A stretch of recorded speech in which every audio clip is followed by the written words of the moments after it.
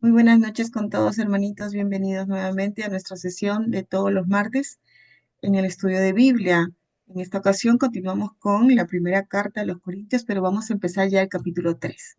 Un capítulo muy bonito, muy de acorde, como siempre que le digo a Manuel Pablo, la carta de los Corintios es así. Nos vamos a ver.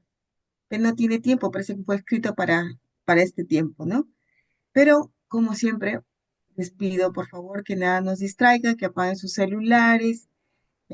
Cuando quieran participar, levanten la manito para poder identificarlos y tengamos ese orden. Pero primero vamos a ponernos en presencia del Señor para que sea el del Espíritu Santo, de la mano de Manuel Pablo, en unión de todos nosotros, para que dirija esta sesión. Entonces vamos enseguida a orar en el nombre del Padre, del Hijo, del Espíritu Santo. Amén. Amén. Bendito seas, Señor, porque quisiste que tu palabra viva y eterna se conservara por escrito en los libros sagrados del pueblo de Israel y de la iglesia primitiva. Nosotros los veneramos con espíritu filial, reconociendo en ellos tu voz, que sale a nuestro encuentro a fin de revelarnos tus misterios más íntimos.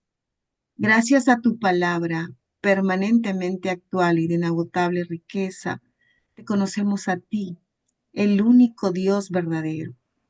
Que el Espíritu nos enseñe a interpretar correctamente tu palabra y que haga brotar de nuestro corazón el deseo de meditarla, abriendo nuestra alma para alabarte, darte gracias, implorarte y pedirte perdón. Amén. En el nombre Amén. del Hijo, del Espíritu Santo. Amén. Amén. Gracias, Kate. Entonces empezamos, Manuel Pablo. Muy buenas noches con todos y vamos a continuar con el estudio de la primera carta de Pablo a los Corintios. La semana pasada, el martes, nos quedamos con el capítulo 2 concluido. Entonces, el día de hoy retomamos en el capítulo 3. Vamos yendo al ritmo que el grupo indique, no hay una velocidad establecida, no tenemos que cumplir un currículum determinado. Eso implicaría que hagamos la sesión como que más lenta o más apurada, pero no, vamos al ritmo que nos viene al gusto y que nos conviene, ¿no? Entonces, eso es lo bonito. Tomamos el capítulo 3 versículo 1 al 17. Esas son dos diapositivas. El cimiento es Jesucristo. Mira, el cimiento, ¿no? El cimiento de una construcción, el cimiento de un edificio, el cimiento de nuestra fe es Jesucristo. ¿Quién puede leer? A ver. Katia, ¿puedo leer yo? Adelante, Luisa. El cimiento es Jesucristo.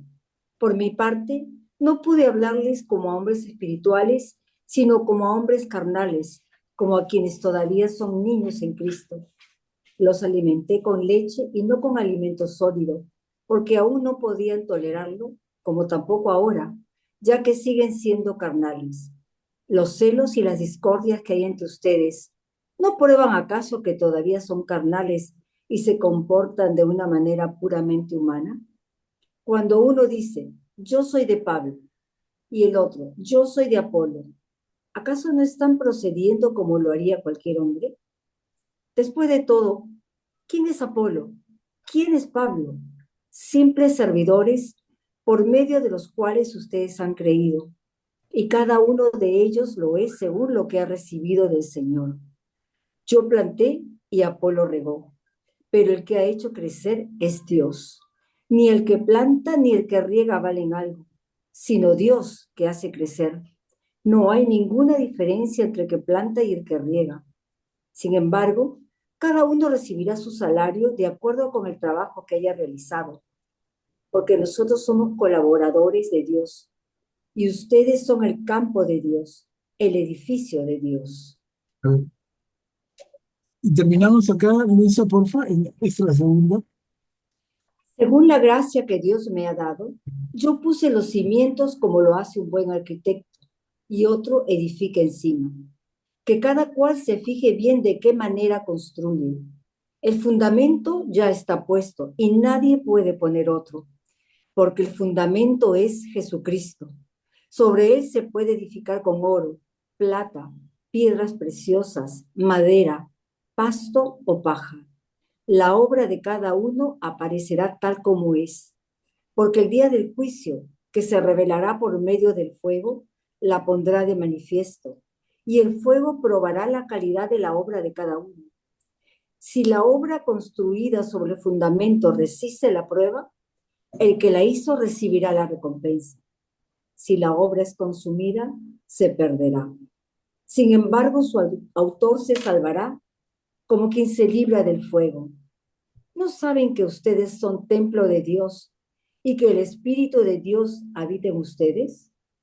Si alguno destruye el templo de Dios, Dios lo destruirá a él, porque el templo de Dios es sagrado y ustedes son ese templo. Gracias, Luisa. Perdón. Entonces, regreso y a ver, para hacer comentarios o algún alcance que quieran a esto tan lindo. ¿Cómo empieza? Miren, el primer párrafo es bien potente y tiene que ver con algo que decía Katia al inicio, ¿no? La vigencia de esta carta, que está escrita para todos los tiempos. Pero es que el ser humano es ser humano y no porque se convierte automáticamente, realmente cambia en esencia. Y debería ser, pero no es, lamentablemente. Miren, dice, por mi parte, no pude hablarles como a hombres espirituales, sino como a hombres carnales, como a quienes todavía son niños en Cristo. ¿Y cómo lo grafica? Para que se entienda bien y no se tome a la ligera o no se vaya por otro lado. Dice, los alimenté con leche y no con alimento sólido. Miren, Pablo nos dice, ¿no? Los alimento con leche y no con alimento sólido. ¿Qué pasa si a un niñito, a una criaturita le das alimento sólido? Le haces un daño terrible y realmente puede producir hasta la muerte, porque lo empachas terriblemente, su estomaguito no está preparado. Entonces la criatura, incluso ni siquiera leche, al comienzo lo que sale del pecho de la madre es calostro, que es una agüita que tiene una serie de propiedades, en fin.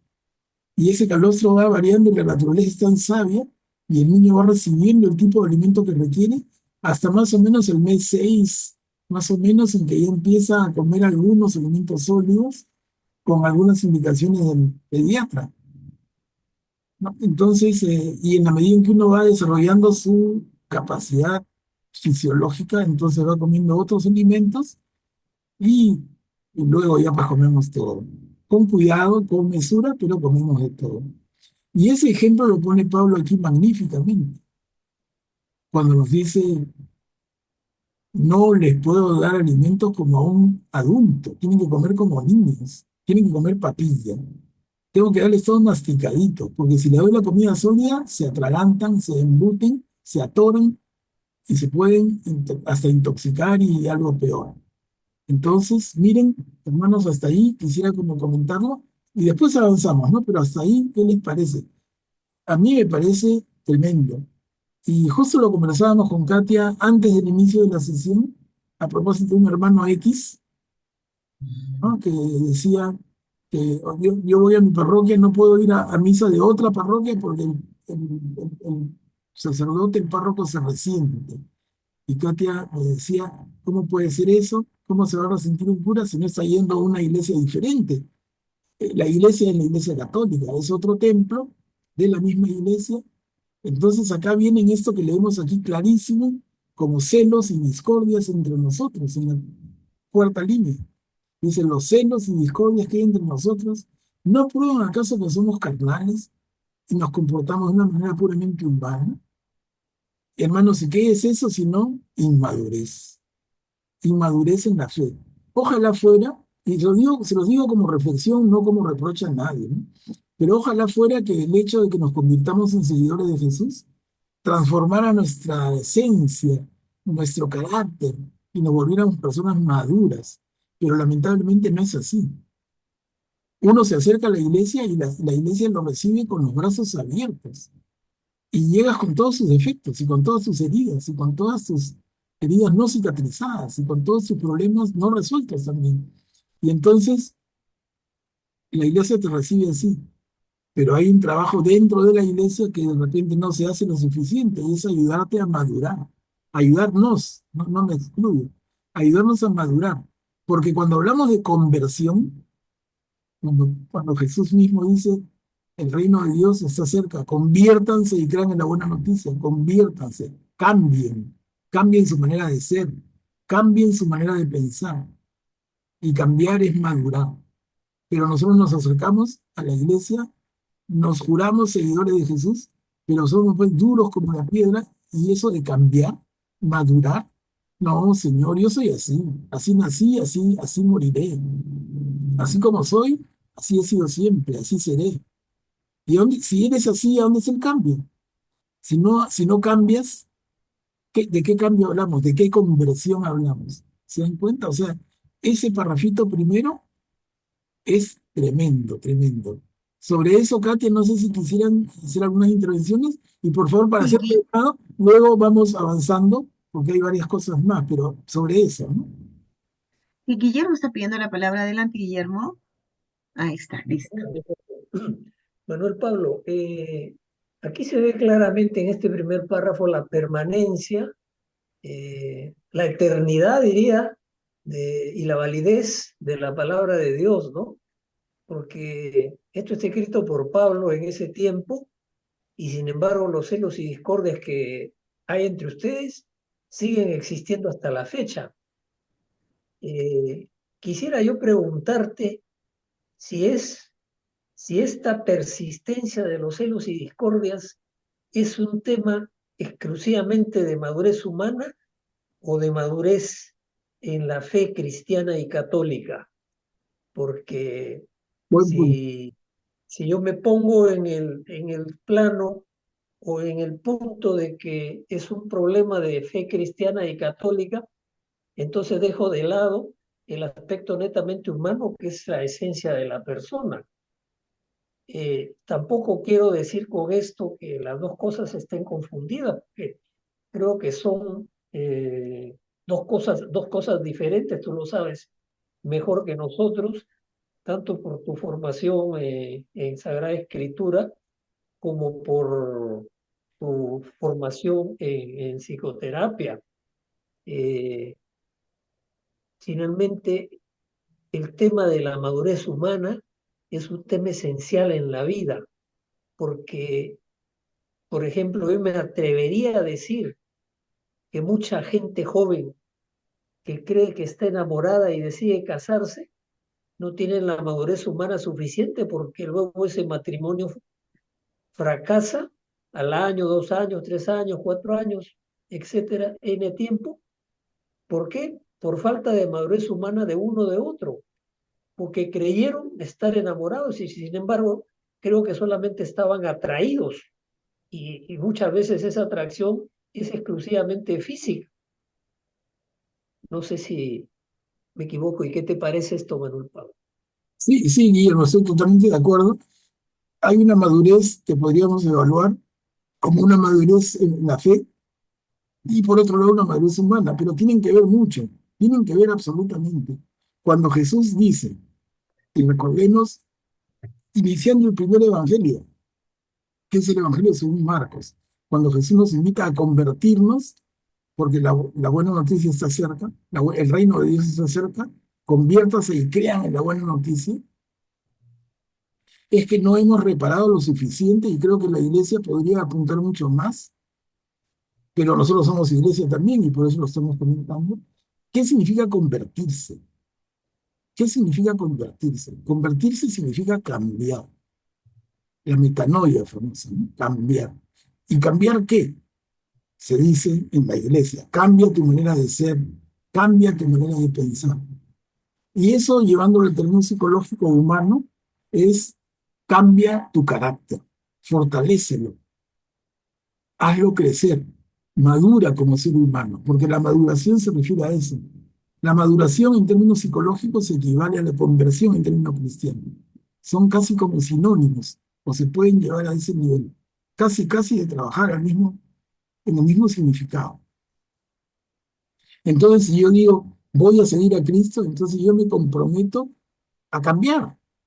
Pero si digo, yo sigo a Cristo hace 30 años y no cambio, ya es una majadería, ¿no? O falta que alguien nos haya hecho ver, porque yo creo que la gente no es tampoco tan necia. Si alguien nos hace ver, uno dice, caramba, estaba mal. pero quizá no haya habido la pausa, el momento o la persona, el sacerdote que te dijera, si tú decides seguir a Jesús, tienes que convertirte. Y convertirte no es solamente una declaración bonita de fe, es cambia tu manera de ser, cambia tu manera de pensar, deja los viejos hábitos, adquiere las virtudes más valiosas. Y ahí no caben los celos y las discordias, ahí no caben, pero sin embargo abundan en la iglesia. Entonces, porque la iglesia es una organización humana también, con presencia divina, guiada por la divinidad, por el Espíritu Santo de todas maneras, pero es una organización de humanos y como decíamos, la iglesia nos recibe con nuestros defectos y nuestras limitaciones y nuestra inmadurez, pero una vez que estamos dentro, creo que podría hacerse un trabajo más activo en ayudarnos a cambiar, hacer un trabajo un poco como que psicológico, no personal, sino general, a nivel por lo menos de que todos los hermanos tomemos conciencia de qué significa ser auténticamente cristiano, qué significa la conversión del cristiano, a la que Jesús mismo nos invita. Y si nos convertimos, entonces, esto que dice Pablo aquí en la cuarta línea, celos, discordias, no deberían haber, o deberían ir ser cada vez menos y menos. Por eso me parece tan interesante esto, y como decía bien Katia en la introducción, tan actual. O sea, escrito para hace 2000 años y escrito para nosotros igualito, igualito de válido. Cae como anillo al dedo antes y cae como anillo al dedo ahora. Y las personas, como dice acá Pablo, somos hombres hasta con canas, pero muchas veces niños en Cristo.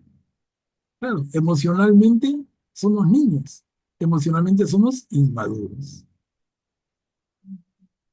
Emanuel Pablo, María Teresa está pidiendo la palabra. Adelante, María Teresa. Buenas noches con todos, buenas noches, Manuel Pablo. Yo estaba pensando con respecto a este tema de la madurez de la parte espiritual y de la parte humana, y como tú bien has dicho, están unidos para mí también. Yo me pregunto si el tema de la madurez es el camino, porque abstraerse o decir, digamos, la meta sería esa, pero la conversión en el sentido de que no hay envidias, de que no haya, o sea, yo puedo proponerme ser cada vez mejor, pero llegar a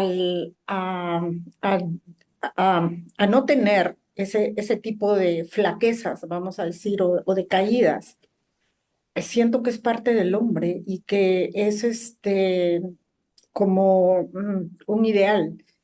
Y ese es el camino, o sea, ir luchando con eso, ¿no?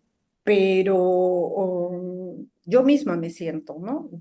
Aún con una cosa pequeña o con una cosa tonta, ¿no? Que digo, bueno, voy a renunciar a tal, no sé, a no comer un plátano por A o B, y de pronto me provoca y de pronto es la eterna lucha, ¿no? Y finalmente termino comiendo un pedacito del plátano o de vez en cuando y de repente nunca dejo de comer un pedacito de plátano o de repente sí. Entonces eso a mí me parece que es un reto y es el camino. Y por otro lado, hasta en nuestra cultura está ese famoso dicho de genio y figura hasta la sepultura, cosa que yo también creo que cuando uno quiere y está convencido de algo, se produce el cambio, pero un cambio que es una eterna lucha. Así es, María Teresa, tienes toda la razón. Esa es una lucha de toda la vida, porque la formación del carácter, en términos nuestros cristianos, la conversión es un proceso de toda la vida. La conversión no se acaba, igual que el carácter no se termina de pulir, pero el camino en términos prácticos, psicológicos y modernos, aunque lo había dicho Aristóteles 5 siglos antes de Jesús, pero el camino está en la formación del carácter, viviendo los valores. Entonces, por ahí hay un enfoque interesante, claro, sería salirnos totalmente y quizá podría quedar como tema de alguna reunión especial que hagamos, de, que trate del tema de la conversión del cristiano y el vivir los valores. Definir qué son los valores, de qué manera se pueden hacer hábitos en nuestra vida, pero ese es el camino. Cuando vemos la vida de Jesús en el Evangelio, vemos el paradigma de los valores. Jesús es una persona, como la parte humana de Jesús, tan virtuosa, lleno de virtudes, absolutamente. Y es nuestro modelo, es nuestra guía, es nuestro, nuestro modelo, como digo. A él tenemos que parecernos. O sea, de poderse se puede, es todo un trabajo. Pati está pidiendo la palabra, Manuel, adelante, Pati. Bueno, sí, como dicen los hermanitos, esta carta se vuelve hoy día más que nunca, en estos tiempos, más vigente, porque acá vemos los celos, las envidias, las separaciones, la división. Por ejemplo, ahora en la Iglesia Católica, los conservadores, los modernistas, que tal cardenal, que el otro cardenal, ¿no? Ahora con el conclave. ¿Qué podemos decir eso? ¿Eso es inmadurez también? ¿Podemos llamar eso inmadurez o qué podemos llamar eso? Pati, en el fondo, donde duela es inmadurez. Ahora, claro, ¿por qué se explica? Hay un elemento que no mencionamos todavía, pero vale, es el tema ideología. O sea, esa palabrita, entre comillas, es tremenda. La ideología inunda los cerebros de las personas sin que nos demos cuenta. Entonces te hacen aceptar posiciones o rechazar posiciones casi sin pensar. Y entonces llegas a decir, cura rojo, caviar, caviar, conservador, eh, en fin, términos que van como insultos para unos y otros, y estamos hablando de gente de nuestra propia iglesia, ¿no? Entonces, los caviares, los rojos, los conservadores, y otros términos, no vale recordarlos todos porque realmente da cólera, pero ¿cuántas palabras de esas escuchamos y a veces sin darnos cuenta utilizamos? Yo escucho, les digo, por lo pronto, una persona cercana a casi todos nosotros, que es el arzobispo de Lima, Monseñor Carlos Castillo. En la lengua de un montón de católicos está caviar.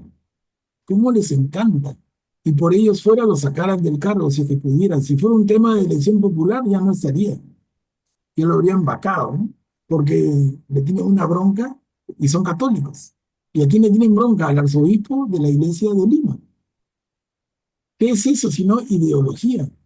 Es que tú lo has visto pintando muros, diciendo viva la lucha armada. ¿Qué pasa, hermanito, no? Lo has visto empuñando un arma y haciendo un atentado. No. Simplemente son ideologías. Ideologías que invaden los cerebros y nos embrutecen. Yo trato, ojalá no caiga nunca, pero en caer en una ni en otra ideología. Pero es que la tentación es tremenda. La ideología entra como si fuera un casco de acero en tu cerebro y se posiciona y no te deja ver de otra manera. Entonces en Estados Unidos había los que están a favor de Trump y los que están en contra de Trump. Nunca se ponen de acuerdo, se insultan horriblemente, ¿no? En el Perú se daba, bueno, ahora volverá de repente con las elecciones del próximo año, pero los keikos y antikeikos, los fujimoris y antifujimoris, los pro Cipriani y contra Cipriani, los pro Castillo y contra Castillo. Pero esos somos los seres humanos en general y esa es mucha de la composición de los católicos también. O sea, la ideología también es además de la inmadurez, ¿no? Pero la ideología se ha metido en las cabecitas sin que nos demos cuenta y nos hace pensar de una sola manera, ¿no? Y la explicación más clara cuando hablan de curas rojos, curas comunistas. Y yo digo, el comunismo en el mundo no hay hace muchísimos años, pero en la iglesia hay curas comunistas. Ven para reírnos juntos, ¿no? Claro, no puedo hacerlo porque me tiran la puerta en la cara, pero de verdad que provoca. O sea, ¿quién está hablando de esa manera? Alguien que, como Pablo decía, son niños en Cristo.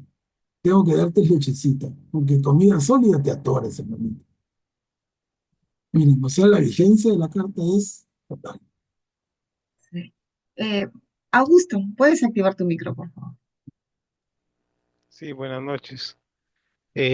Y este es un tema también, claro, que hablan de muy actual en la iglesia, y se ven estas posiciones, ¿no? En que tratan de delimitar en forma humana cómo debe ser el siguiente papa, ¿no? Algunos dicen debe ser que vuelva completamente apegado a la tradición más antigua, ¿no? Otros que siga la línea del Papa Francisco, otros que no, que modernice a la iglesia ya como la iglesia, como algunas partes en Europa, ¿no? Aún más. Entonces, en lugar de pedir no que sea de un bando o del otro, en lugar de pedir que sea un papa de acuerdo al corazón de Jesús, ¿no? De acuerdo, un papa que quiera hacer la voluntad de Dios. Eso es lo que debemos pedir todos, ¿no? Entonces, y que haga lo que tenga que hacer de acuerdo a la voluntad de Dios, ¿no? Eso es lo que se debe pedir. Yo no entiendo por qué se buscan catalogar una institución que si bien tiene medios humanos, es divina, con ideologías humanas, ¿no? De derechas, de izquierdas, de conservador, de liberal. No, la iglesia no, la iglesia católica nunca ha sido, o sea, no, no es una batalla entre ideologías humanas, sino es una iglesia cuya cabeza en sí es Cristo, ¿no? Y el Papa es el vicario de Cristo y por lo tanto debemos pedir para que sea como Cristo, ¿no? Ujú. De acuerdo, Augusto. Miren cómo da el tema, ¿no? Ahora, al final de ese primer párrafo, cuando Pablo dice, cuando uno dice yo soy de Pablo y el otro yo de Apolo, ¿se acuerdan en la carta a los Gálatas? Capítulo 3 cuando dice Gálatas insensatos, un poco va por el mismo lado, ¿no? Como que ya Pablo ve particiones entre los seguidores de Jesús. Y aquí también como que lo repite. A ver, si quieren, vamos al segundo párrafo. Manuel Pablo, una Sí, pregunta. sí. ¿Qué se sabe de Apolo? ¿Quién era Apolo? ¿Por qué lo comparan? Ah, no, Pablo es el que lo compara. Pablo es el que lo presenta, porque Apolo era un predicador muy importante en la época de Pablo. Y Ya. parece por cosas que vamos a leer más adelante del propio Pablo, que Apolo era mucho más locuaz que él. O sea, Ujú. Pablo es un trome escribiendo, pero hablando tenía dificultad. No Ah, sabemos qué dificultad, pero tenía dificultad, ¿no? Como Moisés, como Jeremías, increíble, pero tenían dificultad para hablar. Y a pesar de eso, mira los profetas que fueron. Tremendo Moisés, tremendo Jeremías, tremendo Pablo. Porque Pablo escribe sus cartas como complemento, pero él hace su labor hablando. Y Apolo hablaba y predicaba, y parece que lo hacía hasta mejor que él. Hay indicios, ¿no? Y Pablo como que reconoce que Apolo tiene mejor verbo que él, y por eso se compara. Pero es un eh, predicador cristiano también. O sea, así como Pablo da testimonio a Jesús, Apolo también lo hace. o sea, vendría a ser como ahora, por ejemplo, que dicen, no, es que este padre es más espiritual, no, este padre es más racional, más teólogo. Claro, a él le Como entiendo más, ¿no? Él es más claro, a él no le entiendo. Incluso pasa peor con los padres extranjeros, ¿no? Cuando no le entiendes mucho de su castellano, que ocurre en varias parroquias. sí, O padres que hablan más rápido, o padres que hablan muy bajito, o son viejitos y medio que aburren. Entonces, ¿eso hace la diferencia en la misa? Hay que revisarlo, ¿no? Debería ser que no. Ahora, es humano que a ti te guste más un sacerdote que el otro y buscas su misa en la hora en que él la da, pero si eventualmente no te toca su misa o él está enfermito, lo que fuera, y no hace la misa o tú estás fuera, vas a otra misa. A mí me pasa últimamente, ahora que nacieron mis últimos nietos mellizos, los domingos estamos generalmente con mi hijo menor que es papá de los mellizos, que están todavía de meses, ¿no? Entonces he dejado de asistir a las misas del domingo de mi parroquia y voy a la misa que está cerca del templo que está cerca de la casa de mi hijo.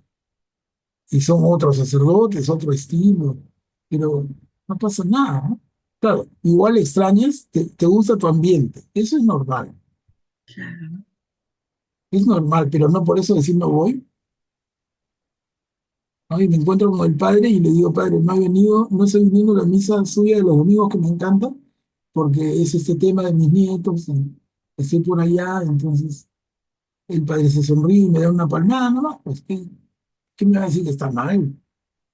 Es un Ya no pecado. viene. O no, acaso me va a decir, no está yendo a misa. ¿Cómo no está yendo a misa? No, es que no se le ocurría decirlo, ¿no? Oye, si no vienes a donde mí es como que no fueras a misa, es un pecado. ¿Cómo va a ser? Claro que voy a misa. Tenemos miles de templos en todo el mundo Ujú. que son católicos y las misas las ofician sacerdotes. Entonces, si no vas a tu purita, por alguna razón, porque tampoco es que por rebelde, ¿no? Por alguna razón, esa misa vale absolutamente. Claro, porque el sacerdote es in persona Christi, es a Cristo que vamos a ver, a buscar. Claro, claro. Ujú. Graciano está pidiendo la palabra Manuel Pablo. Adelante, Graciano. Gracias, buenas noches, hermanos. Bueno, Pablo, una consulta. ¿Sería correcto pensar, de acuerdo a lo que estamos escuchando, que la actual proliferación de sectas cristianas se debe más a inmadurez personal que a inmadurez religiosa? Porque de la persona nace todo, ¿no? Ahí está la base de lo que pensamos, ¿no? Entonces, a mí me da esa impresión, ¿no? Que es más inmadurez personal, ¿no? Por eso hay tantas sectas, ¿no? Gracias. Sí, Graciano, es un buen punto. Yo creo que la respuesta es parcialmente sí, pero tiene su cuota de no, ¿no? Parcialmente sí, por lo que tú dices, pero no también porque eh, ocurre mucho que hay hermanos católicos mal formados. Y ya otra vez me olvido la frase que alguien me hizo recordar la vez pasada, pero es como que el católico mal formado es un protestante seguro. Es una frase que suena como en verso. Católico, no recuerdo, católico no instruido. Es católico ignorante, futuro Futuro protestante. Ay, Puro protestante, sí. protestante. Católica ignorante, futuro protestante.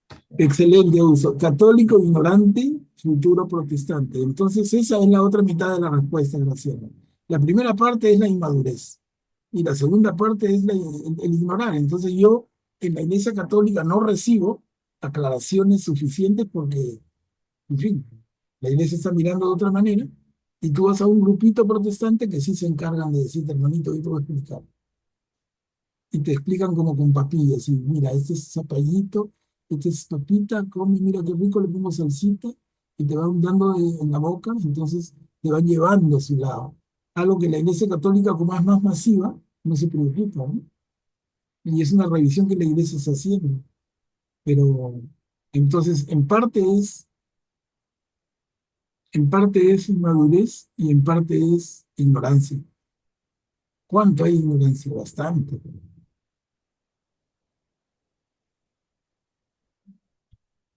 Bueno, y volvemos al segundo párrafo, ya Katia nos introducía, ¿no? Porque Pablo dice, eh, yo planté, Apolo regó, pero el que ha hecho crecer es Dios. Ni el que planta ni el que riega valen algo, sino Dios que hace crecer. Entonces, como que hay varias funciones en la labor de la formación de los hermanos en el conocimiento de Jesús, en el acercarnos a Jesús. Pablo lo ejemplifica tan claro como habla, ¿no? Uno planta, el otro riega. Pero ¿cuál es más importante, el que planta o el que riega? Si al final el que hace crecer es Dios. La ¿No? ley dice, no, no hay ninguna diferencia entre el que planta y el que riega, pero sin embargo cada uno recibirá su salario de acuerdo al trabajo que haya realizado, ¿no? Es ante Dios. Claro, todos están ahí servidores de Dios. Claro. Augusto, puedes activar tu micro, por favor. Hay una frase en la Biblia que dice, que usualmente la traducen por siervos inútiles somos, hemos hecho solo lo que deberíamos haber hecho, ¿no?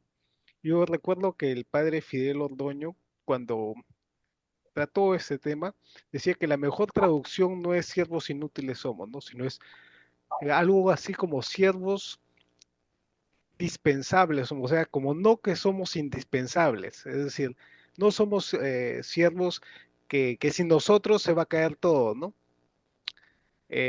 Somos, podemos servir una función, pero no somos nosotros la clave, Dios es la clave, ¿no? Dios es el que hace nosotros, cumplimos nuestra función y no somos únicos en eso, ¿no?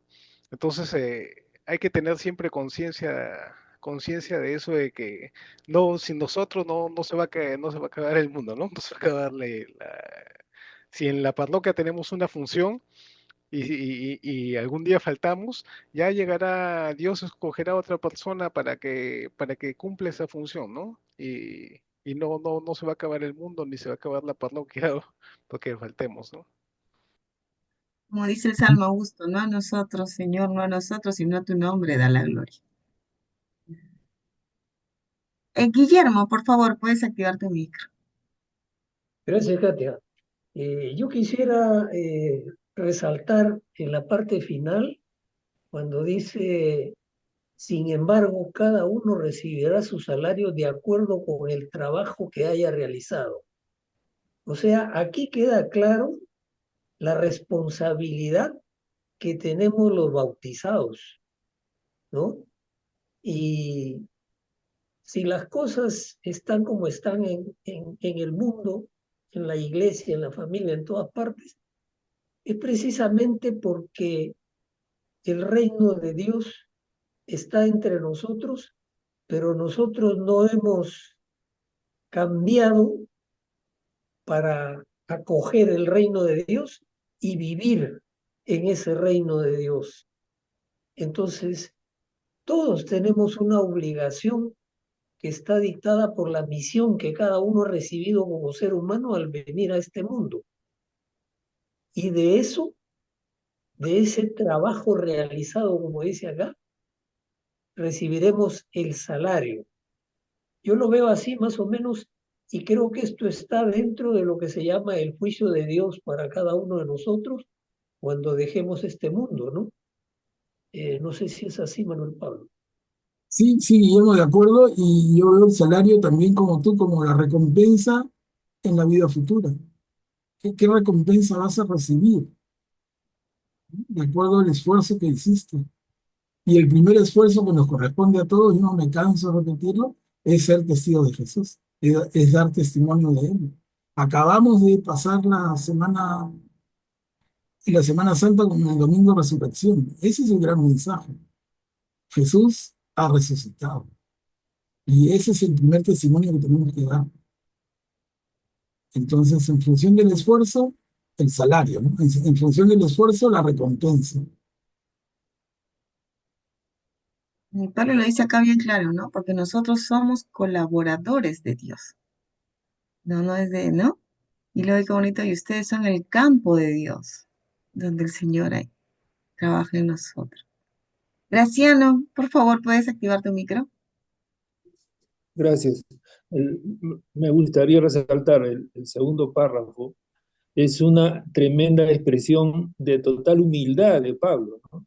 A pesar de todas las revelaciones que él ha recibido de Dios, él simplemente se considera un servidor. Todos deberíamos seguir ese ejemplo, ¿no? De total humildad, ¿no? De no ser los indispensables, sino simplemente los medios, ¿no? Para que Dios exprese su voluntad. Gracias. Sí, sí, Graciano, tienes otra vez toda la razón.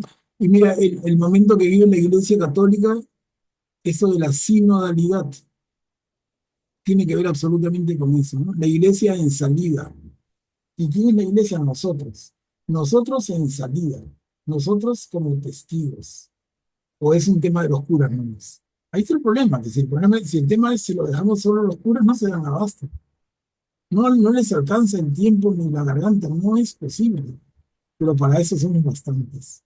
Pero si somos bastantes y nos quedamos mudos, si somos bastantes y no nos preparamos y no nos disponemos para ser testigos, para dar testimonio, Entonces, ¿qué esfuerzo hacemos? ¿Qué salario, entre comillas, recibiremos?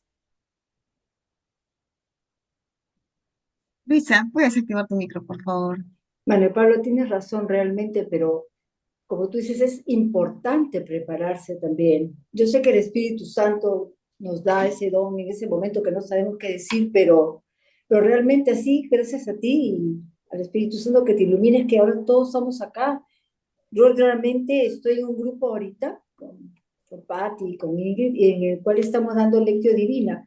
Y no sabes cómo me ha ayudado, hablando en primera persona, todo esto que he aprendido. Porque no sé cómo, quizá el Espíritu Santo, o sea, vienen, no sé quizá el versículo, pero vienen frases que están acá. Entonces yo las comparto con las personas. Y de verdad que me siento feliz de poder compartir cosas que son del Señor, pero hay que prepararse. De verdad que hay que prepararse porque si no estamos diciendo cualquier cosa y cada uno se dispara por su lado y no, pues tenemos que ser una unidad, una coinonía, estar todos en al mismo norte, ¿no? Nuestro norte es la santidad, como dice en Sala Católica. Ese es el norte de los católicos, es mi norte. Con mis fallas me caigo, me levanto y todo, pero ese es mi norte. Entonces, pero tengo que saber, tengo que leer, tengo que conocer esto, que es palabra viva del Señor. No es un libro. A la gente se les explica en esta clase que eso es la palabra del Señor. Así que realmente tienes toda la razón del mundo y tratar pues de nosotros de ser los que hablemos con los demás, digamos, contar mi experiencia, porque nadie va a rebatir mi experiencia, es mía. Pueden rebatir lo que diga cualquier parte, pero mi experiencia y compartirla y seguir formando, ¿no? Gracias, Manuel Pablo.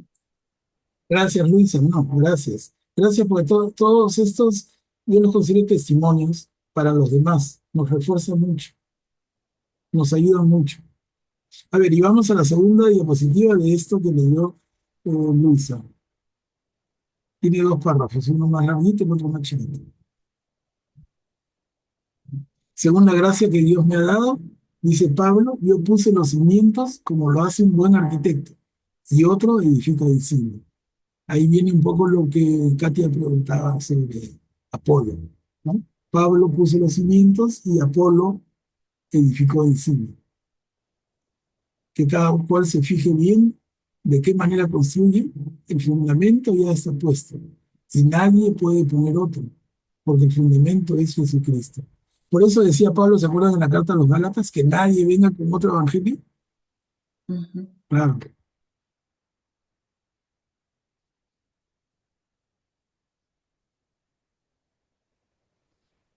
Manuel Pablo, una pregunta. Puedo continuar la lectura, ¿no? Que dice, Claro, "So- sobre él se puede edificar con oro, plata, piedras, madera, pasto", y dice, lo que la obra de cada uno aparecerá tal como es, porque el día del juicio, que se revelará por medio del fuego. ¿Qué quiere decir como por medio del fuego? El día del juicio. no, son imágenes, ¿no? Imágenes, el fuego que todo lo devora y purifica. Sí, porque dice, el fuego probará la Claro, calidad de la obra de cada uno. claro. Y luego sigue hablando, ¿no? El que resiste la prueba, pues recibirá la recompensa. Y si la obra se consume, se perderá, pero sin embargo se salvará, como que se libra del fuego, ¿no? ¿A qué se refiere con el fuego? El fuego es eso, el fuego es el juicio, el fuego es la prueba definitiva, el fuego es lo que consume, lo que no vale como la paja y va a quedar la esencia, ¿no? Ahí se va a ver todo, se va a desnudar todo. Pasa por fuego y queda las cosas importantes, queda lo esencial. También puede ser también como los problemas, las tribulaciones de la vida, esas cosas. Si no has tenido, no cimientas bien tu fe, o sea, claro, imagínate, si no tuviera al Señor, si no tuviera bien cimentado eso, te derrumbas, ¿no? Yo digo, pero lo que pasa que a mí me llamó la atención porque dice, porque el día del juicio, y dije, lo está relacionando con el juicio. Claro, acuérdate que el día del juicio, Katia, tiene que ver mucho con, desde el Antiguo Testamento se arrastra, con los profetas, cuando hablan del día del Señor. O Ujú. algunos otros dicen, porque todos hablan de esto, el día del juicio del Señor. Y hablan de fuego, la prueba de fuego. Entonces tiene que ver con ese simbolismo que el fuego va a consumir lo aparente y va a dejar lo esencial. El fuego purifica, el fuego limpia. Por ahí va, ¿no? Ya. Augusto, ¿puedes activar tu micro, por favor? Sí, este es uno de los pasajes citados para probar la doctrina del purgatorio en la Iglesia Católica, ¿no? Sobre esto.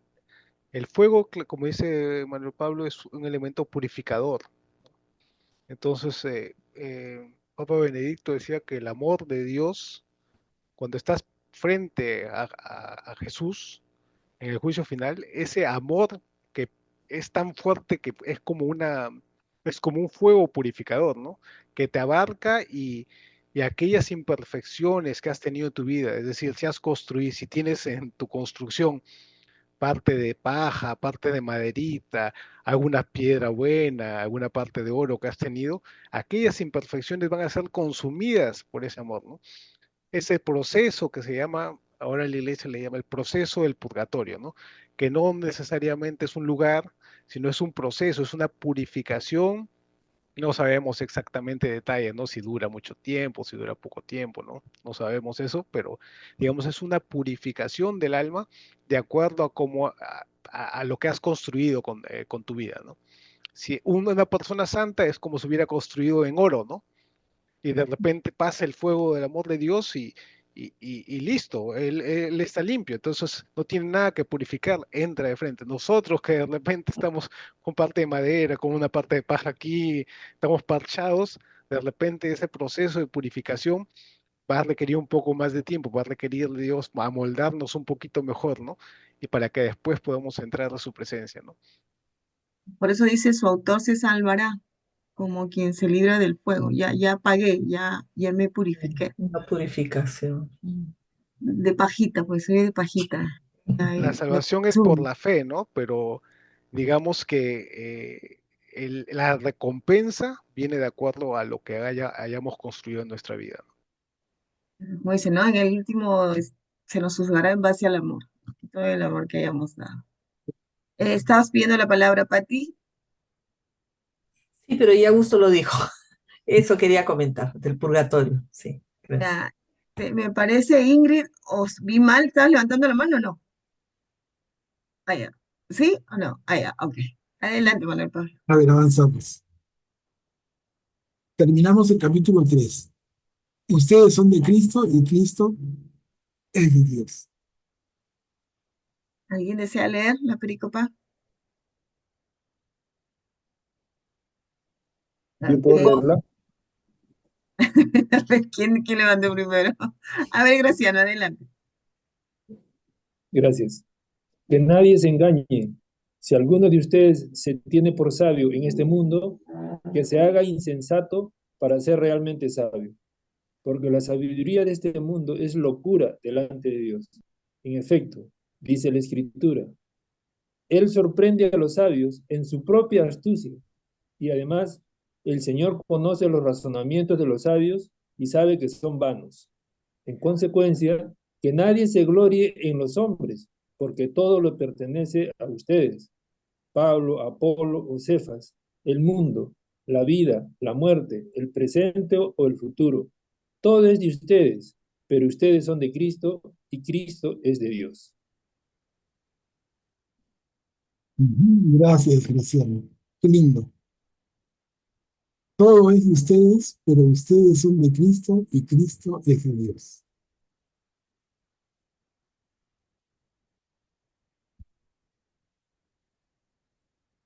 Una cadena virtuosa, maravillosa.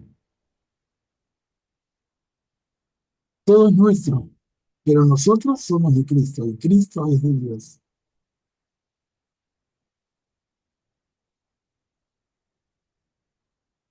No sé, faltan palabras o sobran palabras para explicar eso. Yo creo que lo leemos y se siente tan fuerte. Guillermo, ¿puedes activar tu micro, por favor? Gracias, Catena. Manuel Pablo, aquí cuando dice el Señor conoce los razonamientos de los sabios, y sabe que son vanos. ¿Y qué quiere decir con eso? Porque entendemos por sabio a una persona que ha adquirido mucho conocimiento, más conocimiento que el común de la gente, y se recurre a él normalmente para preguntarle acerca de ciertos temas que el que pregunta no conoce bien. ¿Y por qué se dice aquí que el razonamiento del sabio es vano? Porque es estrictamente racional y excluye el tema de fe. ¿O qué cosa es lo que quiere decir? No, es eso, Guillermo. Recuerda que estamos en un momento que ya se vive de confrontación entre la fe y la razón, entre la fe de los seguidores de Jesús y la razón de la filosofía griega. Entonces, cuando habla de sabiduría, Pablo se refiere a esa sabiduría producto del pensamiento filosófico, que al final es vano. A eso se refiere. No es una sabiduría divina, de ninguna manera, ahí estaría contradiciendo todo. No, se refiere a la sabiduría de este mundo, en ese conflicto, esa confrontación que hace entre que ustedes están en el mundo, pero no son del mundo, ¿no? Entonces, este mundo tiene sabios, pero que ante Dios no valen nada. Su sabiduría, su conocimiento es vano. A eso se refiere. Me recuerdo también cuando Jesús le dijo, no te alabo, Padre, porque le has revelado estas cosas a la gente sencilla y no a los sabios, ¿no? Es que el problema del sabio no es que no pueda recibir la palabra de Dios, sino que no la acepta, ¿no? O sea, tiene una predisposición natural a rechazarla, ¿se dan cuenta? Porque ella tiene tantos, otra vez la ideología, tiene tantas cosas en su cabeza, tantos filtros, que hay que hablar de misterios no encaja. Hablar de que Dios es Trinidad no encaja, pero absolutamente para nada. Ese concepto que nosotros los cristianos tenemos como de Jesús es Dios y el Espíritu Santo es Dios y los tres son uno. Yo soy un filósofo al puro estilo griego y te digo, ¿qué estás hablando? Como cuando Pablo va en Atenas, que vamos a leerlo después, cuando Pablo va al aerópago de Atenas y da su famoso discurso y la mayoría de la gente sale riéndose, ¿no? Qué bueno, compadre, mañana cuéntame otra que está graciosa. No, no entendían nada. Algunos sí, algunos nos dice el libro de Hechos, algunos aceptaron plenamente la enseñanza de Pablo y se convirtieron, pero la mayoría salieron muertos de risa. O sea, qué divertida tarde hemos pasado, qué loco este pata, qué cosa rara, no encajaba en sus esquemas mentales. Y esa es la sabiduría del mundo. Graciano, puedes activar tu micro, por favor. Gracias.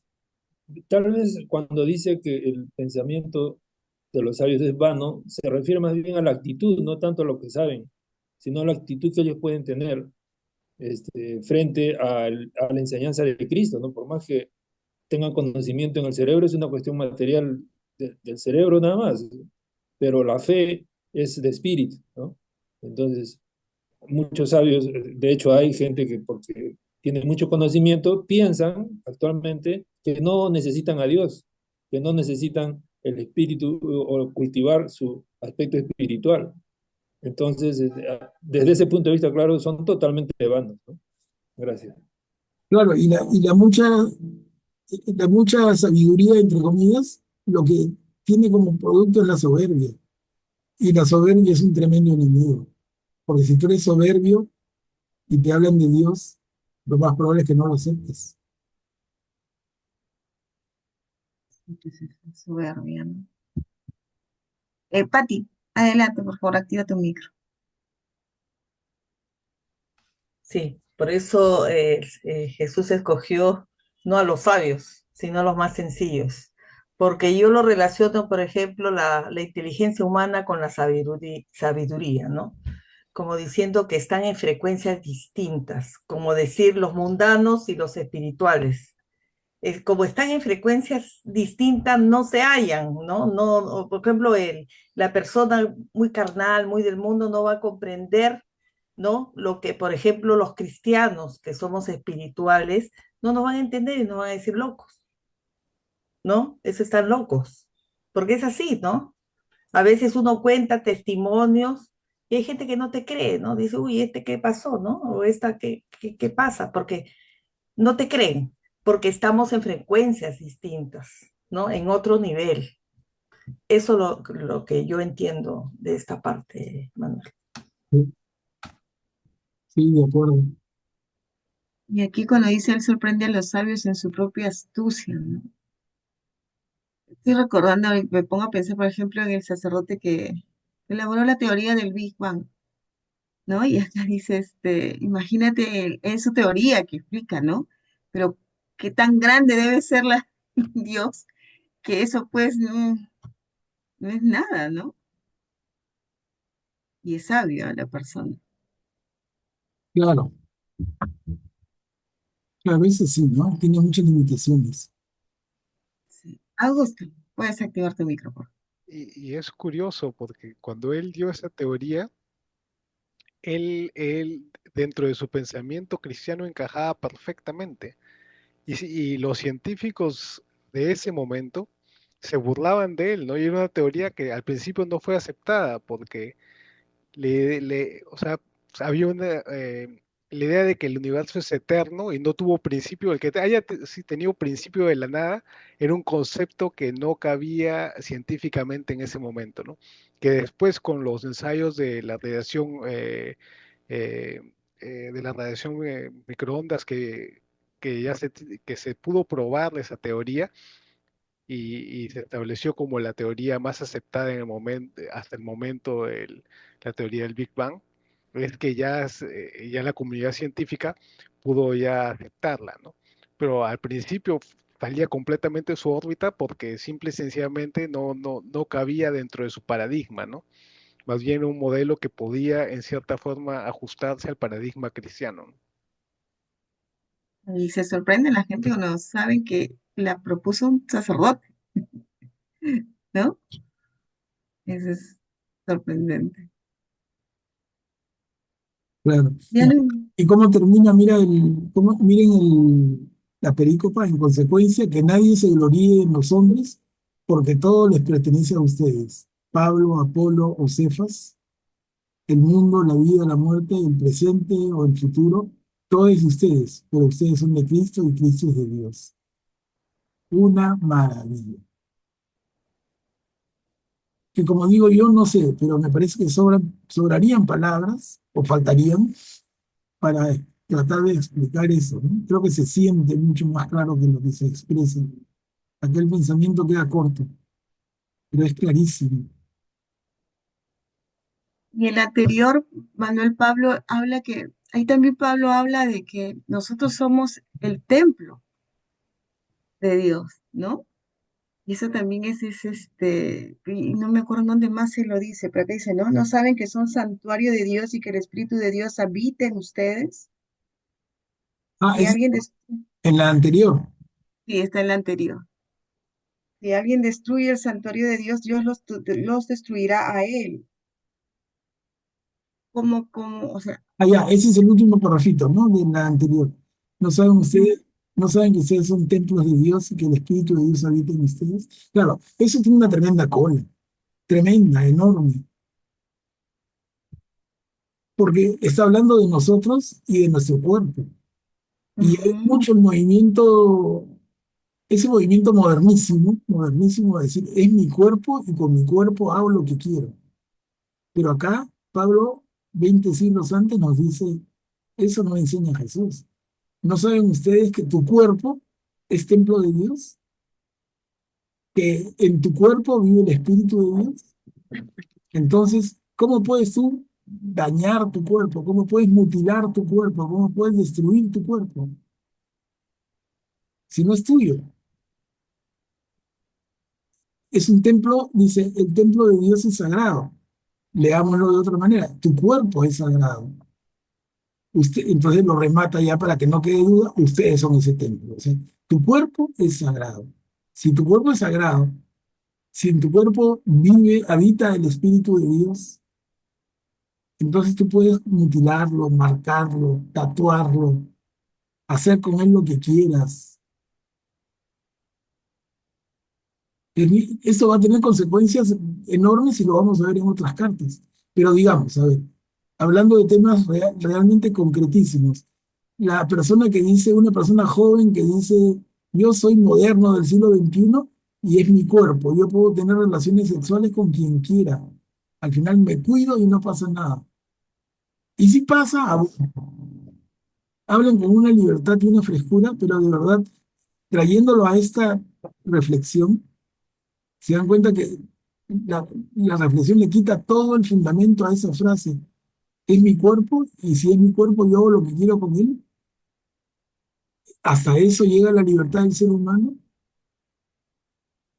Pero acá Entonces, dice, si porque alguno, si es tu cuerpo, entonces tú te acuestas con cualquiera y eso no tiene consecuencia. Si es tu cuerpo y tú sales embarazada, si eres mujer, abortas porque es tu cuerpo y no tiene consecuencia, son problemas éticos profundos. En este caso, peor todavía, porque ya la nueva vida es una nueva vida, no es tu vida. O sea, quítate tú tu vida, pero no se la quites a la criatura que va a venir. O sea, hasta ese extremo podríamos llegar. Pero les digo, miren cómo son pequeñas frases, ya se nos había pasado. Katia nos ha invitado a retroceder, pero tremendo impacto que tienen, y Pablo lo va a volver a decir una y otra vez. El cuidado que tenemos que tener sobre nuestro propio cuerpo, el y respeto a nuestro cuerpo. acá le dice Manuel Pablo, si alguno destruye el templo de Dios, Dios lo destruirá a él. Fuerte. Pati, puedes activar tu micro, por favor. No, solamente quería agregar al respecto que la Constitución de Francia, desde marzo del 2024, está incluido el derecho del aborto. Eso quería, ¿no? Qué Claro, pena que esas cosas se están institucionalizando, ¿no? Ya claro. como un derecho, ¿no? En la Constitución. Qué pena. Y acá, mira, acá no se trata de establecer un debate ideológico que hay, Ujú. seguramente que perdemos porque hay tantos ideólogos que tienen un verbo bravazo. Pero yo digo, mira acá, lee capítulo 3 de la Carta a los Corintios, donde estamos. Tu cuerpo es templo de Dios. El Espíritu de Dios habita en él. Si esto es así, ya el tema rebasa cualquier ideología y cualquier idea de libertad. Es mucho más que eso. Tu cuerpo es sagrado, no puedes profanarlo. Profanar tu cuerpo es profanar un lugar sagrado. Ahora, eso lleva a mucho más todavía, porque es algo de lo que creo, incluso algunos de nosotros no hemos reparado todavía. Y es que el Señor habita en cada uno de nosotros. Eso es algo lindísimo. El día que lo terminamos de descubrir y de creer, vamos a ser mucho más felices. Dios habita contigo, hermanita. Dios habita en ti, hermano. Siempre, todos los días, 24 horas de los 7 días de la semana. Nunca estás solo. Nunca. Nunca el Señor te abandona, porque siempre está en ti. Siempre. Incluso en los más malos. En los más malos el Señor está como chiquitito, agazapado, en un ladito. Pero a la hora que esa persona se arrepiente, es como que voltea de su interior y el Señor abre los brazos y lo abraza inmediatamente. Y le dice, como el padre del hijo pródigo, siempre te estuve esperando. Te espera dentro de ti, te espera en tu parte más íntima. Ahí te espera el Señor, en cada uno, en los buenos, en los buenísimos, en los malos y en los malísimos. En todos está el Señor, en un caso chiquitito, como esa flor que se hace, que se protege durante el invierno en los países en que cae nieve, ¿no? Pero el primer día de primavera brotan y salen las flores amarillitas lindas. Esa flor no la han sembrado. Esa flor se guardó y esperó que pase el frío. El primer día de primavera brotan y ese es Jesús dentro de nosotros. Ese es el Espíritu de Dios dentro de nosotros. Es un efecto lindísimo. Pero un poco lo que dices, Pati, es lamentablemente cierto, pero es entrar a un terreno en que ya te vas a encontrar con las ideologías. Y ese sentido que para mí mal entendido de la libertad del ser humano. Porque entonces por libertarios aceptamos eso, y yo no sé si es ya un exceso. A mí me parece que sí. Y sobre todo a partir de la reflexión de la Biblia y de las cosas en las que creemos, ¿no? Porque no tenemos que dejar de ser modernos para creer en Jesús. No, no son contradictorios. Lo que pasa es que es una interpretación inadecuada la que hacen. Porque, como dice Pablo, Cristo nos liberó, y lo veíamos en la carta a los Gálatas, Cristo nos liberó para que seamos libres, pero no libres para hacer cualquier cosa, pero no libres para ir contra tu cuerpo, no libres para ir contra tu vida, y menos todavía libres para ir contra la vida de un ser que está dentro de ti. Es que ahí ya confundimos, yo creo. Ya no es entrar en contradicción, sino decir, hermanito, creo que estás confundido, pero no, no estoy para pelear, porque no vamos a ganar nada. Hay gente que es tan cerrada que traga vivo, ¿no? Y te trata de antiguo, de histórico, de que no estás con la modernidad. Bien tremendo ese tema. Graciano, puedes activar tu micro, por favor. Gracias. Y esta frase también, o este concepto de que el cuerpo es templo de Dios, tiene mucho que ver con la salud también, ¿no? Como actualmente hay tantas enfermedades autogeneradas, porque justamente no consideramos a nuestro cuerpo algo sagrado, ¿no? Y lo tratamos como si fuera un objeto que nos produce placer, y eso nos lleva a una pandemia actual, por ejemplo, que es la diabetes, ¿no? Y otras enfermedades generadas porque maltratamos nosotros mismos a nuestros cuerpos. Gracias. Claro, y eso producto a veces se hace, a ver, se produce inconscientemente en alguna medida, creo, Graciano, porque los hábitos de mala alimentación los recibimos desde niños, casi se transmiten de generación en generación.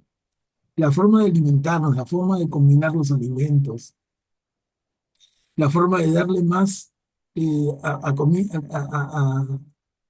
a dietas que no son equilibradas, o la no corrección del niño que no quiere comer verduras, o que no quiere comer menestras, o no sé, o que abusa mucho del dulce, y la familia se permite. Entonces ese niño crece con esos hábitos, malos hábitos, que lo terminan llevando más pronto que tarde a enfermedades como menciona Graciela. Pero entonces, en algunos casos, uno mismo las produce conscientemente, pero creo que en muchos casos se producen sin tener conciencia, como producto de una alimentación mal balanceada. No comer más de aquello que nos hace bien y comer mucho de aquello que no nos hace bien. Y esos son hábitos que se nos inculcan desde la familia y desde la sociedad. La misma publicidad, ¿no? Con la comida chatarra, la comida basura, que te salen 100 comerciales por segundo, creo, de esas comidas grasosas, las famosas papas fritas, ¿no? Que son un venenazo, son, pero ahí están, pues. La papa es un excelente alimento, pero papa frita y así por pedacitos. Le comes todo el aceite saturado. En fin, no, yo no soy nutricionista ni médico, pero más o menos que me doy cuenta y en parte soy víctima, porque algunas cositas tengo en mi organismo, ¿no? Entonces yo digo, ¿yo lo hice a propósito o es que no advertían? O sea, la familia y la sociedad te lo presentan como hábitos naturales. En el colegio me acuerdo el dulce preferido a la hora del recreo. Durante toda mi infancia en el colegio y juventud era la bomba. La bomba era como un pan de harina con manjar blanco al medio y tenía azúcar a todo alrededor. Y entonces el suertudo que tenía alguna propinita, no sé, un sol por decir, se compraba una bomba. El otro que no tenía le gorreaba un mordisquito al que sí tenía. Pero era la cosa más linda del recreo de todos los años, los 12 años de colegio. Comprarte una bomba en el recreo. Y la bomba era una bomba realmente a la salud, ¿no? Que hoy día te dirían, no, lleva una manzana y una mandarina. No, no más que es eso, es veneno. Pero mira, era cultura popular, cultura escolar. los chocolates, esas tabletas de chocolate largos, en fin, hábitos que hemos recibido y que de los cuales ahora, en algunos casos más, en otros menos, pero nuestro cuerpo ya te pasa la factura, ¿no? Tienes indicadores un poquito alterados, ¿no? Tus niveles no están en lo que deberían en determinados aspectos, producto de la mala alimentación. O sea, tiene mucha razón Graciano con eso de la alimentación. Pero creo que ahí también la responsabilidad es un poquito propia, pero más es una responsabilidad social, el sistema, la familia. Y lo que podemos nosotros corregir es con nuestros hijos, ahí sí, ¿no? Con nuestros hijos o con nuestros nietos. Quizá con nuestros hijos ya fallamos, pero con nuestros nietos hablarles, tratar de influir en una alimentación sana. Es vital. Es rico, ¿no? Es rico, claro. Las cosas que más daño hacen son las más ricas, ¿no? Esa bomba con manjar blanco en el medio, que es como la dona de manjar blanco, y con azúcar arriba, qué rica es una delicia, pero hace un daño. Y si te la comes todos los días, Sí, me acuerdo en la Y es, bomba. y es frita, frita también. era frita, claro, frita y con azúcar encima, ¿no? Ni siquiera Los por churros también. los churros. Ya no hablemos de comida. Ahorita terminamos la reunión y se van a comer una bomba cada uno. Manuel Pablo, que tengo en el chat un mensaje que dice, también el cuerpo que es el templo de Dios se asocia la castidad. Claro, Ujú. claro. Claro, y Pablo nos va a llevar Pablo nos va a llevar a eso en un poquito, porque Pablo habla de la castidad de la manera más explícita en que está en la Biblia. Pablo es el que la presenta. Guillermo, adelante, puedes activar tu micro. Gracias, Carlos. Manuel Pablo, eh, ahora que han mencionado el tema de la castidad, en esta, no sé si es en esta primera o en la segunda de Corintios, donde Pablo hace una definición de lo que es el amor, ¿no? Eh, donde dice que no se molesta, no se enoja, y al final acaba diciendo el amor nunca muere. Pero a donde yo quería llegar era que el Creador en su infinita sabiduría ha creado al hombre y a la mujer a su imagen y semejanza, y los ha creado como complementarios. Entonces, la unión del hombre y de la mujer está consagrada en el matrimonio, pero el matrimonio es el único de los 7 sacramentos que se lo dan el cónyuge a la cónyuge, el esposo a la esposa y viceversa, la esposa al esposo. El esposo y la esposa son los ministros de este sacramento. Entonces, el amor de Dios está perfeccionado en la unión del hombre y la mujer en el matrimonio. Y mientras se practique la unión física de hombre y mujer dentro del matrimonio, eso es un acto de amor. Pero cuando se tergiversa y se realiza fuera del matrimonio, es lo que también está dicho en el Evangelio y en algunas cartas, de que es el adulterio, ¿no? El hombre que mira a una mujer y la desea en su corazón, ya cometió adulterio, sin necesidad de la concreción física, ¿no? Entonces, esto viene a raíz de este comentario que han hecho de la castidad, ¿no? Quería mencionar eso nada más, gracias. Ujú. Sí, Guillermo, esa mención que haces a Pablo es justamente en la primera carta a los Corintios, en el capítulo 13, famoso. O sea, dentro de poco vamos a llegar a ese capítulo, vamos a leer lo que habla Pablo del amor, que es una belleza.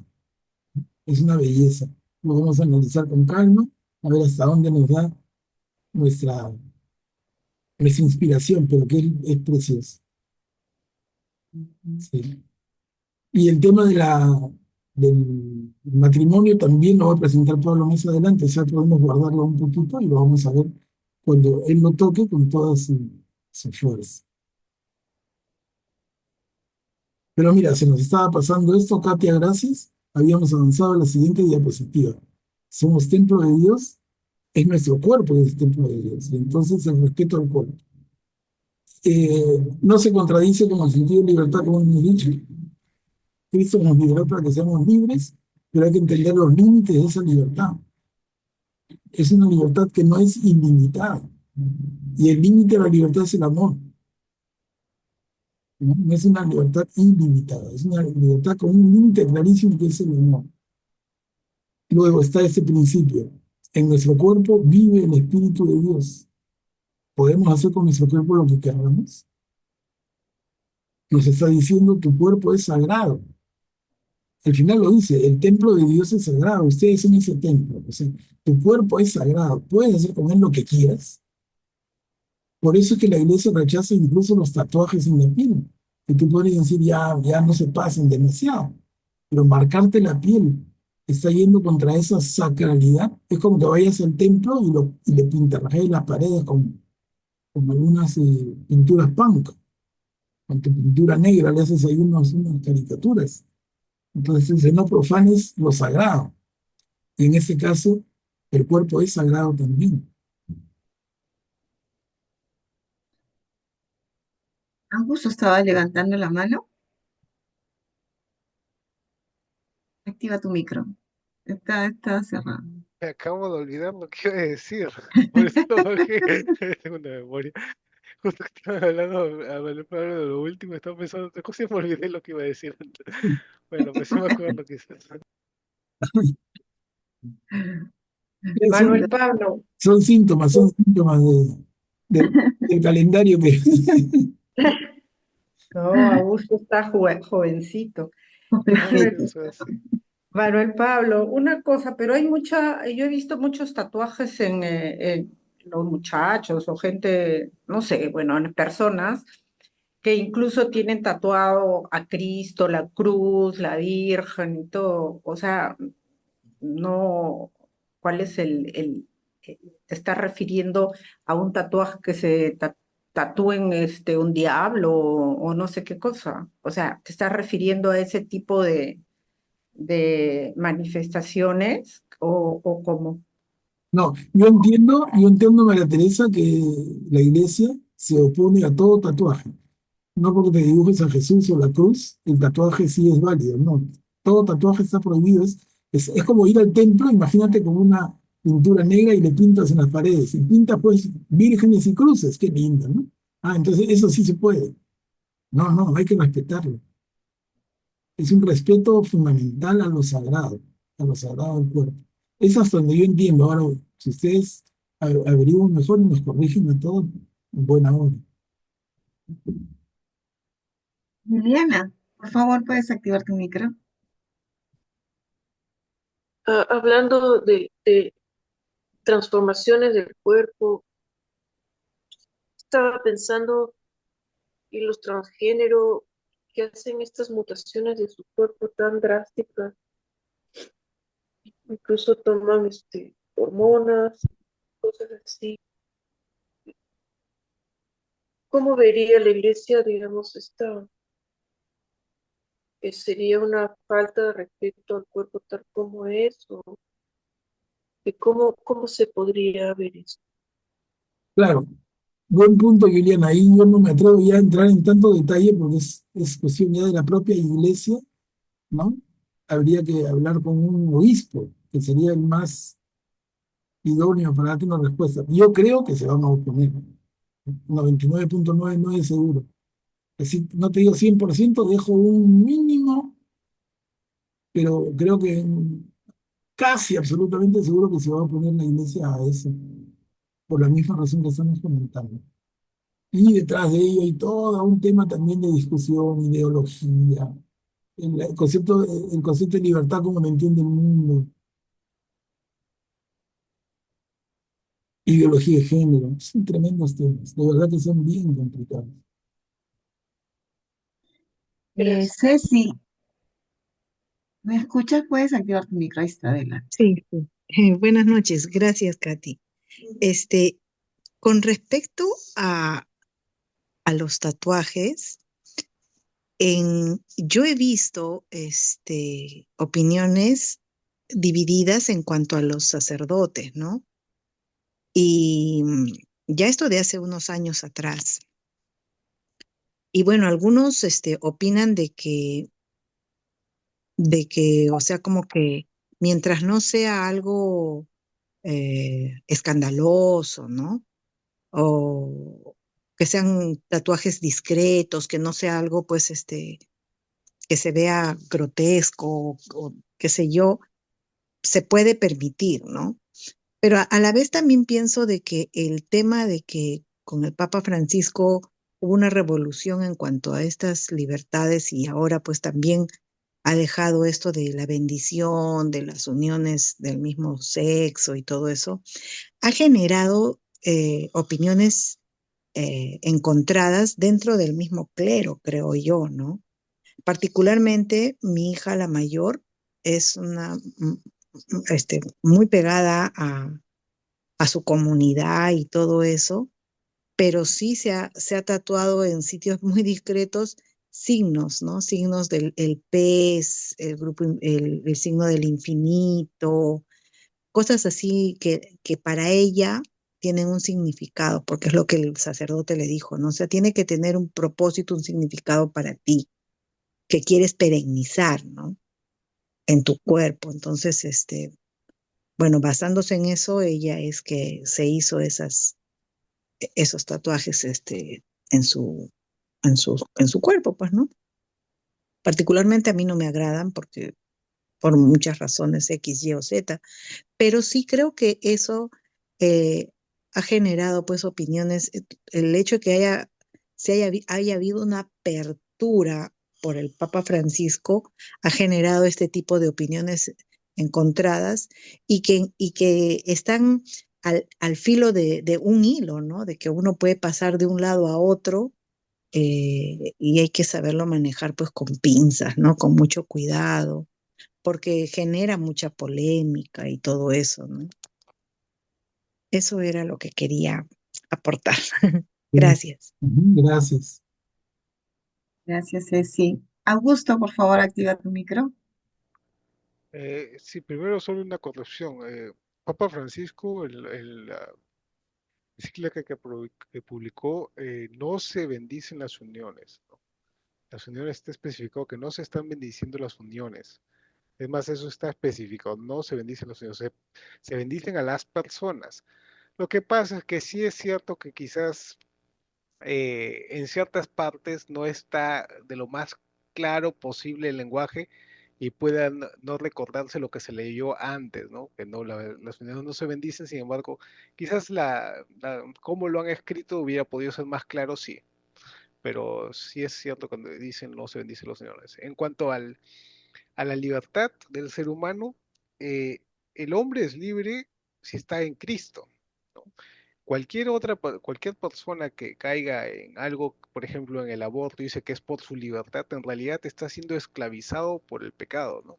Está creyendo una esclavitud, no está siendo libre. No podemos decir que es libertinaje, porque no es ni siquiera libertad, está siendo esclavizado, ¿no? Está cayendo en una esclavitud por medio del pecado.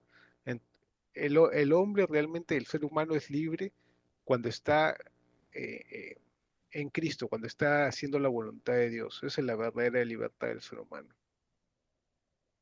Ujú. Gracias, Augusto. Graciano, esas dos Gracias, intervenciones. coincido completamente con Augusto en el tema este de la supuesta bendición de la unión, ¿no? De dos personas del mismo sexo por la iglesia.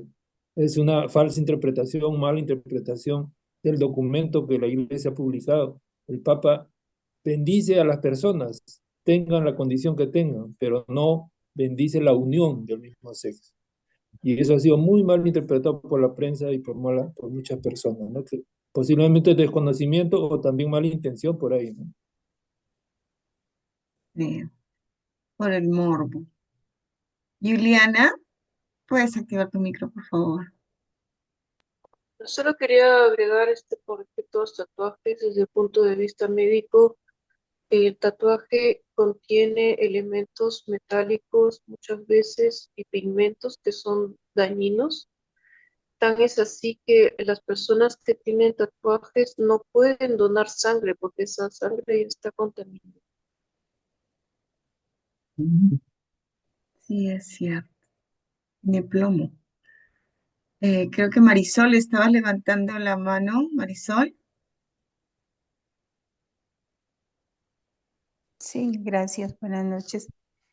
Yo también quería decir, referirme a lo que aclaró Augusto y Graciano, porque he escuchado a varios sacerdotes que hay muchas personas que se estaban pegando de lo que hablaba el Papa Francisco acerca de la misericordia, ¿no? Que todos le escuchábamos a él sobre la misericordia de Dios para la humanidad, en fin.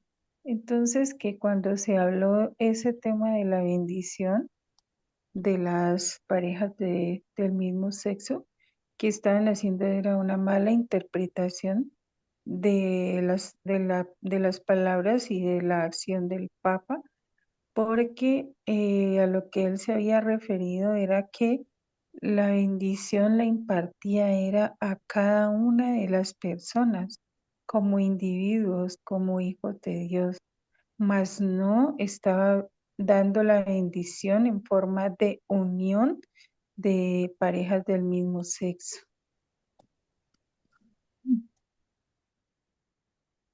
Gracias, Marisol. Manuel Pablo, mira, justo hemos acabado, son 9:36. Y la hora, ¿no? Y hemos terminado hasta el Capítulo 3. 3. Sí, Vamos, ganaste. vamos a Yo hacer, había dicho 3 y 4 y tú dijiste 3. Está bien. sí, Pero qué bonito. vamos a continuar el capítulo 4 el próximo martes, ¿no? Es que no se puede decir, Katia, Katia me decía, haremos el capítulo 3 y 4 hoy, y depende. Mire cuántas intervenciones han habido y muy interesantes, muy valiosas. Creo que nos enriquecen a todos. Aportes, dudas, inquietudes, comentarios que nos ayudan.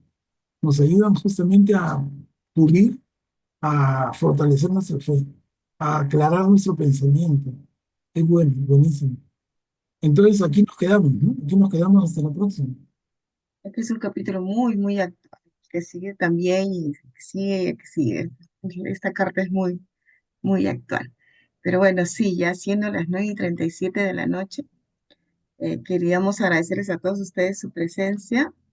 Y antes de pasar a la oración de acción de gracias, le había dicho a Manuel Pablo que le iba a decir, a los que viven cerca de La Molina van a poder escuchar clases con Manuel Pablo en la Parroquia Inmaculado Corazón, que va a ser el miércoles 4 de junio. Él empieza el curso de introducción al Nuevo Testamento, ¿no, Manuel Pablo? Sí. Entonces va a ser todo junio, julio. Así que están invitados, los que puedan ir Es aquí los en la días parroquia, miércoles a partir de las 8. de 8 a 9:30, 10, ¿no? Por ahí. Ujú. Bueno, ahora sí están nuevamente cordialmente invitados y vamos a